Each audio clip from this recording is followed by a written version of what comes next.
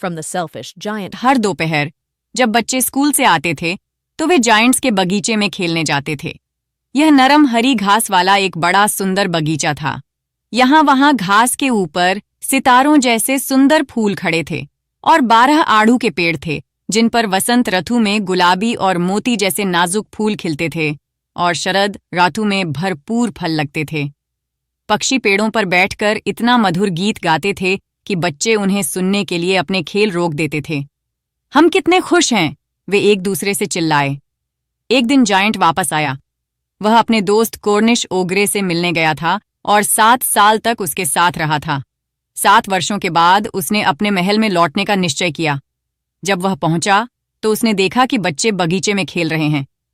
आप यहाँ पर क्या कर रहे हैं? वह अत्यंत कर्कश स्वर में चिल्लाया और बच्चे भाग गए। मेरा अपना बगीचा है, जायंट ने कहा। कोई भी इसे समझ सकता है और मैं अपने अलावा किसी को भी इसमें खेलने की अनुमति नहीं दूंगा। इसीलिए उसने इसके चारों ओर एक ऊंची दीवार बनाई और एक नोटिस बोर्ड लगाया। अतिक्रमक सजा के भागीदार होंगे। वह अत्यंत स्वार्थी दानव था। बेचारे बच्चों के पास अब खेलने के लिए कोई जगह नहीं थी। उन्होंने सड़क पर खेलने की कोशिश की, लेकिन सड़क बहुत धूल भरी और कठोर पत्थरों से भरी थी और उन्हें यह पसंद नहीं आया। जब उनकी पढ़ाई खत्म हो जाती थी तो वे ऊंची दीवारों के चारों ओर घूमते थे और अंदर के खूबसूरत बगीचे के बारे में बात करते थे। हम वहां कितने खुश थे, उन्होंने एक दूसरे से कहा। फिर वसंत आया और पूरे देश में छोटे फूल और छोटे पक्षी थे। केवल स्वार्थी जायंट के बगीचे में अभी भी सर्दी थी।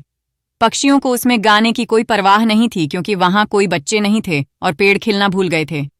एक बार एक खूबसूरत फूल ने अपना सिर घास से बाहर निकाला, लेकिन जब उसने नोटिस बोर्ड देखा तो उसे बच्चों के लिए इतना दुख हुआ कि वह फिर से जमीन पर खिसक गया और सो गया। एकमात्र लोग जो प्रसन्न थे वे थे हिमपात और ठंड। वसंत इस बगीचे को भूल गया है, उन्होंने रोते हुए कहा। इसलिए हम पूरे साल यहीं रहेंगे। बर्फ ने घास को अपने बड़े सफेद लबादे से ढक दिया और फ्रॉस्ट ने सभी पेड़ों को चांदी से रंग दिया। तब उन्होंने उत्तरी हवा को अपने साथ रहने के लिए आमंत्रित किया और वह आ गई। वह फर में लिपटा हुआ था और वह पूरे दिन बगीचे में दहाड़ता था और चिमनी के बर्तनों को उड़ा देता था। यह एक रमणीय स्थान है, उन्होंने कहा। हमें हेल को आने के लिए कहना चाहिए। तो ओ ले आए। हर दिन 3 घंटे तक वह महल की छत पर तब तक खड़खड़ाता रहा जब तक कि उसने ज्यादातर स्लेटें तोड़ नहीं दी, और फिर वह जितनी तेजी से जा सकता था बगीचे के चारों ओर इधर उधर दौड़ता रहा। उसने भूरे रंग के कपड़े पहने हुए थे और उसकी सांसें बर्फ की तरह थीं। मैं समझ नहीं पा रहा हूं कि वसंत आने में इतनी देर क्यों हो रही है, स्वार्थी जायंट ने कहा जब वह खिड़की पर बैठा और अपने ठंडे सफेद बगीचे को देख रहा था। मुझे उम्मीद है कि मौसम में बदलाव होगा, लेकिन न तो वसंत आया और न ही ग्रीष्म ऋतु। पतझड़ ने हर बगीचे को सुनहरा फल दिया, लेकिन जायंट के बगीचे को उसने कुछ भी नहीं दिया। वह बहुत स्वार्थी है, उसने कहा। तो वहां हमेशा सर्दी रहती थी और उत्तरी हवा और ओले और बर्फ पेड़ों के बीच नाच रहे थे। एक सुबह जायंट बिस्तर पर लेटा हुआ जाग रहा था, तभी उसने कुछ प्यारा संगीत सुना। यह उसके कानों को इतना मधुर लगा कि उसने सोचा कि यह राजा के संगीतकार होंगे।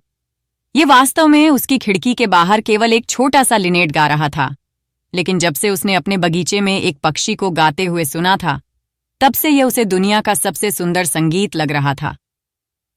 तब ओलों ने उसके सिर पर नाचना बंद कर दिया और उत्तरी हवा का गरजना बंद हो गया और खुली खिड़की से एक स्वादिष्ट सुगंध उसके पास आने लगी। मुझे विश्वास है कि आखिरकार वसंत आ गया है, जायंट ने कहा, और वह बिस्तर से कूद गया और बाहर देखने लगा। उसने क्या देखा? उसने अत्यंत अद्भुत दृश्य देखा। किसी के जरिए दीवार में एक छोटा सा छेद था जिसमें बच्चे घुस गए थे और वे पेड़ों की शाखाओं पर बैठे थे। हर पेड़ पर जिसे वह देख सकता था वहां एक छोटा बच्चा था, और पेड़ बच्चों को फिर से वापस पाकर इतने खुश थे कि उन्होंने खुद को फूलों से ढक लिया था और बच्चों के सिर के ऊपर धीरे से अपनी बाहें लहरा रहे थे। पक्षी खुशी से उड़ रहे थे और चहचहा रहे थे, और फूल हरी घास के बीच से देख रहे थे और हंस रहे थे। यह एक सुंदर दृश्य था। केवल एक कोने में अभी भी सर्दी थी। वह बगीचे का सबसे दूर का कोना था और उसमें एक छोटा लड़का खड़ा था। वह इतना छोटा था कि वह पेड़ की शाखाओं तक नहीं पहुंच पा रहा था और फूट फूट कर रोता हुआ उसके चारों ओर घूम कि उसने जायंट को आते हुए नहीं देखा।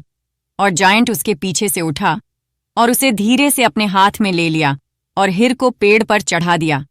और पेड़ पर तुरंत फूल खिल गए और पक्षी आए और उस पर गाने लगे। और छोटे लड़के ने अपनी दोनों बाहें फैलाईं और उन्हें जायंट के गले में डाल दिया और उसे चूमा। अन्य बच्चों ने जब देखा कि जिया अब दुष्ट नहीं रही तो वे दौड़ते हुए आए और उनके साथ वसंत भी आया। अब यह तुम्हारा काम है छोटे बच्चों, जायंट ने कहा, और उसने बड़ी कुल्हाड़ी ली और दीवार को गिरा दिया। और जब लोग 12 बजे बाजार जा रहे थे तो उन्होंने उस जायंट को बच्चों के साथ सबसे सुंदर बगीचे में खेलते हुए पाया जो उन्होंने कभी नहीं देखा था। ऑस्कर विल्ड द्वारा एड सेल्फिश जायंट से। ऐसे ही एजुकेशनल वीडियो के लिए कृपया इस चैनल को लाइक, शेयर और सब्सक्राइब करें। धन्यवाद।